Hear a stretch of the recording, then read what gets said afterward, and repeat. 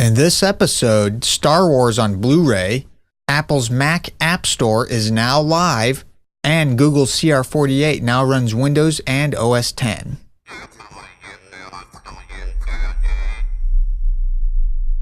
QuickSurf Internet Media presents The Geekinator, talking about all things tech and geek.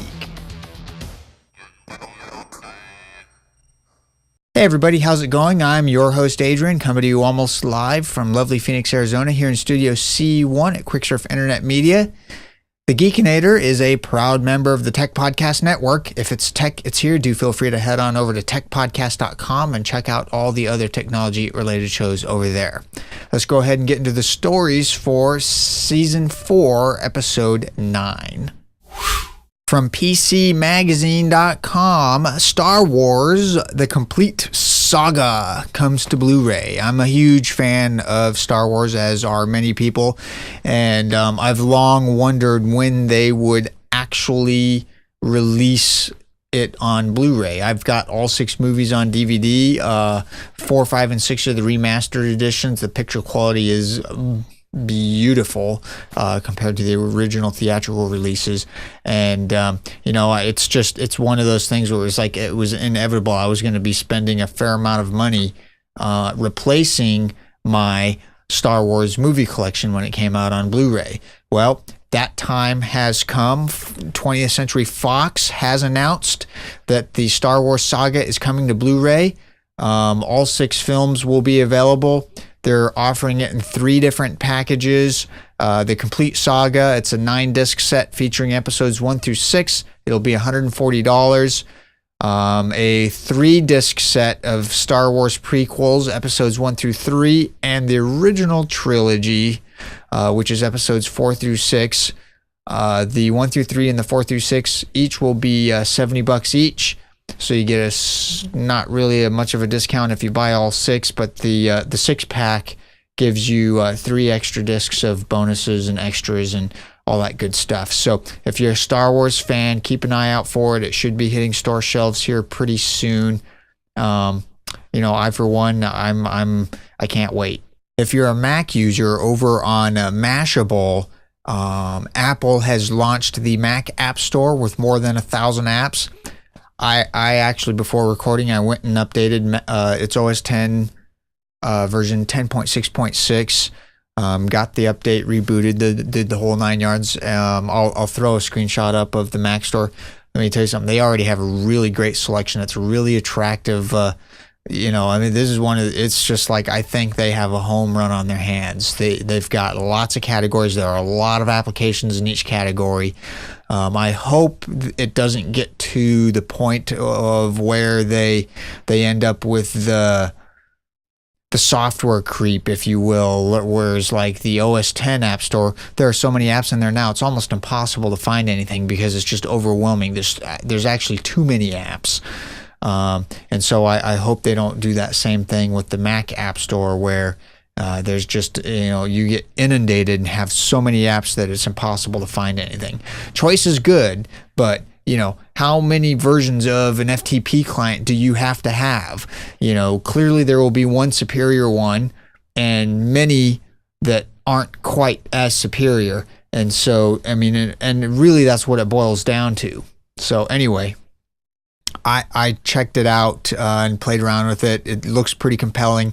I will be going through the categories because that's one of my major gripes is finding software for OS X. It tends to be strewn all over the place, and this is a really great application to bring it all together with nice screenshots. It's a unified interface for all of the stuff, just like the iOS App Store.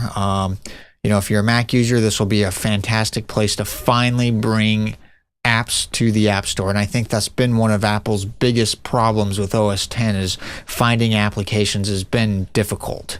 Over at Make, at blog.makesign.com, amazingly well-timed photos of the International Space Station silhouetted against the moon and the sun. We've covered this before.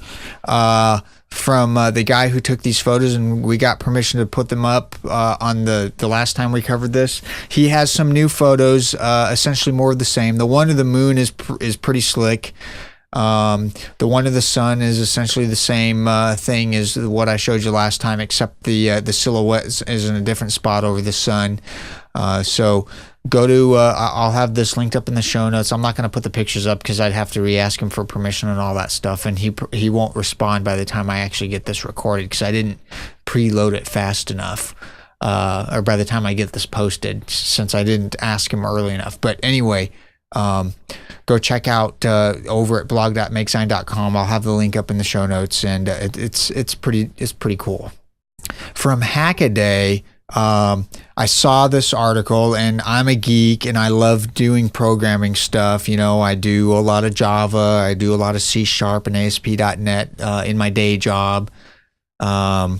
You know, I've done C++ and C, and you know, I mean, I've worked in information systems and IT and programming now for going on 15 years. I've done a lot, and you know, one of the things that I've always loved to do is tinker here at home. I'm one of those guys that write code at work that come home and actually has a code base and a repository and all that other stuff for personal stuff here at home.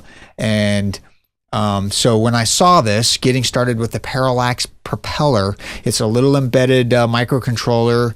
Parallax has been around for a long time. They started off with the basic stamp. They now have the Propeller platform. The post here says that the folks over at Gadget Gangster have been working on an excellent set of tutorials for getting started with the Propeller chip itself. It's the open source Propeller platform, modules in the Spin programming language that's used to control things. All of the basics and a growing selection of more advanced topics are covered in beautiful detail. Most of the tutorials contain helpful photographs and screenshots, source code listings, and video walkthroughs to help you understand what the authors are talking about. So this is a good alternative to Arduino. I'm a huge fan of Arduino too. You know, if you're an enthusiast and you like doing a lot of really cool embedded stuff and have little projects where you need a little microcontroller that's not that expensive and easy to program, this is one of such things. So by all means, check it out. Over at cnetnews.com in the technically incorrect section, I saw this post, man uses computers to discover 4 planets. And this is basically a story where a guy that is a space enthusiast. He doesn't own a telescope, but he has discovered 4 planets using just his computers, and this basically walks through what he does to do that. He's got 4 planets: HD 31253b, HD 218566b, HD 177830c, and HD 99492c. Yeah, amazing. This is pretty neat stuff. By all means, check it out. If you want to do the same thing, you very well can. All you need is some spare time and lots of processing power. Over at the Gadget site, there's a story here. Google Chromebook Cr-48 is hacked to run Mac OS X and Windows. Now, we previously reported over at Linux News Log that they've gotten Ubuntu running on this thing, and now it's been modified enough so that you can load OS X and Windows on it.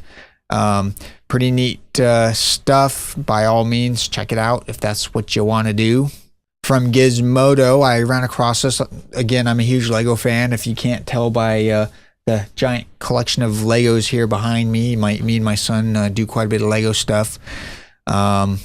You know, he's 6, almost 7 now, so you know he's hugely into the Lego stuff and RC cars, you know, and all that awesome stuff. Anyway, the best Lego builds of the year is the name of this post. It goes through a list of Lego contraptions that, quite frankly, are pretty awesome. Check it out. It's pretty slick. Some of these is just like, wow, that is awesome. I did not know you could do that with Legos. So pretty good stuff. That'll do it for this episode of The Geekinator. As always, everything we've talked about is linked up on the show notes. Visit us online, quicksurf.com. Shoot me an email, geekinator@quicksurf.com. Follow me online, twitter.com/Adrian_bacon. And with that, I will see all of you on the next episode. See you then. Bye.